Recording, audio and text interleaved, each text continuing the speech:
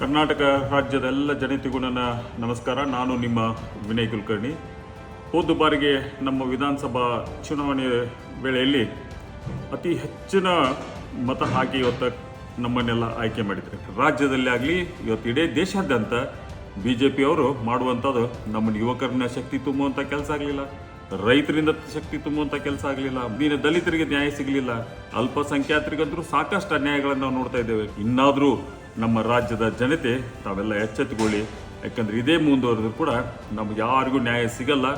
ಬರುವಂಥ ದಿನದಲ್ಲಿ ಕಾಂಗ್ರೆಸ್ ಪಕ್ಷ ಇವತ್ತು ನಮಗೆ ಕೊಟ್ಟಿದ್ರೆ ನುಡಿದಂತೆ ನಡೆದಿದ್ದೇವೆ. ನಾವೆಲ್ಲ ನುಡಿದಂತೆ ನಡೆದು ಕಾಂಗ್ರೆಸ್ ಪಕ್ಷಕ್ಕೆ ತಾವು ಮತ ಹಾಕಿ ಈ ಬಾರಿಗೆ ರಾಜ್ಯದಲ್ಲಿ ನಿಂತಹ 28 ಪಾರ್ಲಿಮೆಂಟ್ ಸದಸ್ಯರು ಏನು ಲೋಕಸಭೆಗೆ ಸ್ಪರ್ಧಿಸಿದ್ದಾರೆ, ತಾವೆಲ್ಲರೂ ಕಾಂಗ್ರೆಸ್ನ ಬೆಂಬಲಿಸಿ ತಮ್ಮ ಜೊತೆ ನಾವಿರ್ತೇವೆ, ನಮ್ಮ ಜೊತೆ ತಾವಿರಿ ಅಂತೇಳಿ ತಮ್ಮೆಲ್ಲರಿಗೂ ನನ್ನ ಕಳಕಳಿ ವಿನಂತಿ. ಬರುವ ದಿನದಲ್ಲಿ ಕಾಂಗ್ರೆಸ್ ಪಕ್ಷವನ್ನು ಶಕ್ತಿಗೊಳಿಸಿದರೆ ದೇಶದಲ್ಲಿ ಪ್ರಜಾಪ್ರಭುತ್ವ ಉಳಿತೈತೆ ಅನ್ನುವಂಥದ್ದು ಕೂಡ ತಮ್ಮನ್ನ ಎಲ್ಲರಿಗೂ ಹೇಳಕ್ಕೆ ಇಷ್ಟಪಡ್ತೇನೆ. ಇಷ್ಟು ಹೇಳ್ತಾ ಈ ರಾಜ್ಯದ ಜನತೆಗೆ ಕಾಂಗ್ರೆಸ್ ಪಕ್ಷಕ್ಕೆ ಮತ ಹಾಕಿ ಅಂತ ಇನ್ನೊಂದು ಸಲ ವಿನಂತಿ ಮಾಡ್ಕೊಳ್ತಾ ತಮ್ಮೆಲ್ಲರಿಗೂ ನಮಸ್ಕಾರ.